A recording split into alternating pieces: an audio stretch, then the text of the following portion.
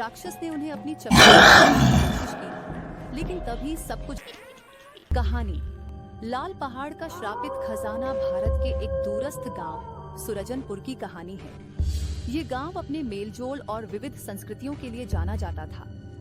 गांव के बीचों बीच एक बड़ा बाजार लगता था, जिसे सनी बाजार कहा जाता था। यहाँ हर रविवार को दूर दूर से व्यापारी और खरीदार आते थे। इस बाजार में सबसे चर्चित दुकान सेठ रामलाल की थी। रामलाल धनी व्यापारी थे और उनकी दुकान पर हर समय ग्राहकों की भीड़ लगी रहती थी। लेकिन रामलाल की सबसे बड़ी कमजोरी थी उनका लालच। उन्हें धन दौलत से कभी संतोष नहीं हुआ। एक रविवार की सुबह जब बाजार अपने चरम पर था, तभी एक अनजान व्यक्ति जिसका चेहरा लाल कपड़े से ढका हुआ था, रामलाल की दुकान पर पहुंचा। उसके हाथ में लाल रंग की एक पोटली थी। उसने विनम्रता से कहा, भाई साहब, मुझे सेठ जी से तुरंत मिलना है, ये बहुत जरूरी है। दुकान पर काम करने वाले लड़के ने जवाब दिया, सेठ जी व्यस्त हैं, आप बाद में आइए। लेकिन वह व्यक्ति नहीं है। उसने कहा, मैं उनसे केवल 2 मिनट बात करूंगा, प्लीज मेरी मदद कीजिए। इस बीच सेठ रामलाल, जो दुकान के अंदर ही थे, बाहर आए और बोले, क्या बात है, कौन हो तुम?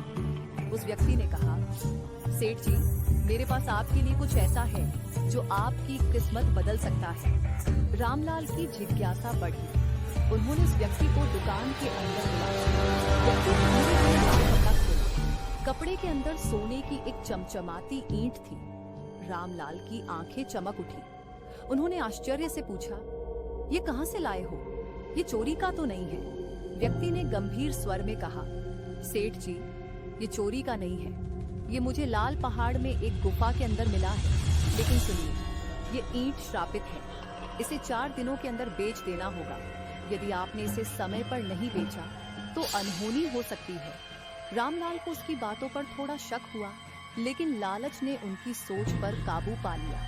उन्होंने ईंट खरीद ली और व्यक्ति से वादा किया कि इसे जल्द ही बेच देंगे। सोने की ईंट घर लाने के बाद रामलाल बेचैन रहने लगे। उनके मन में बार बार एक ही सवाल उठता, लाल पहाड़ में और कितना सोना होगा और यह ईंट श्रापित क्यों है? 4 दिन बीत गए, लेकिन रामलाल ने ईंट नहीं बेची। एक रात जब वे अपने घर के आंगन में लेटे थे, तो उन्होंने उसी व्यक्ति को गांव से बाहर जाते देखा। उन्होंने तुरंत उसका पीछा किया। व्यक्ति एक घने जंगल के रास्ते से होते हुए लाल पहाड़ पर पहुंचा। रामलाल ने दूरी बनाए रखी और चुपचाप उसका पीछा करते रहे। व्यक्ति पहाड़ के बीच एक गुफा के पास रुका।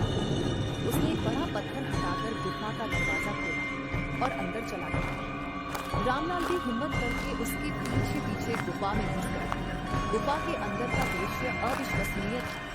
वहाँ चारों तरफ सोना, चांदी, हीरे और मोती बिखरे हुए थे। लेकिन सबसे विचित्र चीज थी, गुफा के बीचों बीच खड़ा एक विशाल राक्षस का पुतला। व्यक्ति ने पुतले के सामने हवन किया। जैसे ही हवन की आग तेज हुई, वह पुतला जीवित हो उठा। राक्षस ने अपनी भारी आवाज में पूछा, क्या तुमने सोने की ईंट बेच दी? व्यक्ति ने सिर झुकाकर कहा, हाँ महाराज, मैंने सेठ को ईंट दे दी और उसे 4 दिन में बेचने की चेतावनी भी दी। यदि उसने नहीं बेचा तो वह आपकी शापित शक्ति का शिकार होगा। यह सब सुनकर रामलाल का खून जम गया। वे समझ गए कि उन्होंने कितनी बड़ी गलती कर दी है। लेकिन इससे पहले कि वे बाहर भाग पाते, राक्षस ने उन्हें देख लिया। कौन है वहाँ? राक्षस गरजा। रामलाल डर के मारे कांपने लगे। राक्षस ने उन्हें अपनी चपेट में लेने की कोशिश की, लेकिन तभी सब कुछ गायब हो गया। रामलाल ने अपनी आंखें खोली और देखा कि वे अपने घर में हैं। घड़ी में 12:05 हो चुके थे। रामलाल ने राहत की सांस ली और सोचा कि शायद यह सब उनका वहम था। लेकिन तभी उनके घर में जोर का धमाका हुआ। पंखा टूटकर उनकी बेटी के ऊपर गिर गया, जिससे उसकी मौके पर ही मौत हो गई। धीरे धीरे उनके परिवार के बाकी सदस्य अजीब घटनाओं का शिकार होकर मरने लगे। रामलाल का पूरा परिवार खत्म हो गया। रामलाल पागल हो गए। वे हर किसी से कहते, लाल पहाड़ पर मत जाना, वहाँ का खजाना श्रापित है। जो भी लालच में वहाँ जाएगा वह जिंदा वापस नहीं आएगा। उनकी बातें गांव के लोगों को झूठ लगी। लेकिन जब कुछ लोग लाल पहाड़ की गुफा की तलाश में गए और वापस नहीं लौटे, तो पूरे गांव में दहशत फैल गई कि धन दौलत का लालच इंसान को बर्बादी की ओर ले जाता है। सही समय पर सही निर्णय लेना ही इंसान को विनाश से बचा सकता है।